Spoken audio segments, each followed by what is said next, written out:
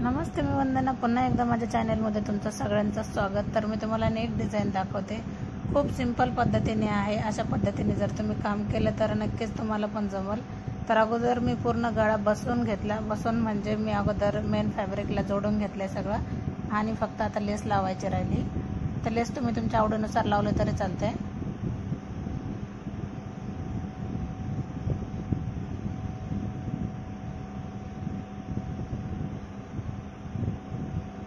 आता मी ह्या लेसला डबल शिलाई मारणार. डबल म्हणजे आपल्याला फिनिशिंग व्यवस्थित लागते, तर व्यवस्थितच काम करायचं आहे.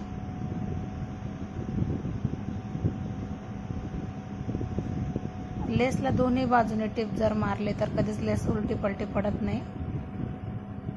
आणि एकदम कॉर्नरला आपल्याला शिलाई घ्यायची, का जे करून ज्यावेळेस आपण डिझाईन घेतो किंवा गळ्याला आकार देतो तर ते कोपरे व्यवस्थित निघले पाहिजे, याची आपल्याला काळजी घ्यायची.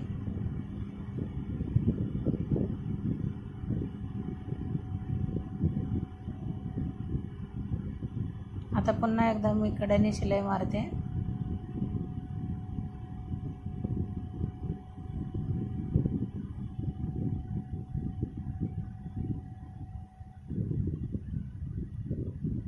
खूप सोप्या पद्धतीचा गळा कटिंग पण आहे आणि स्टिचिंग पण आहे.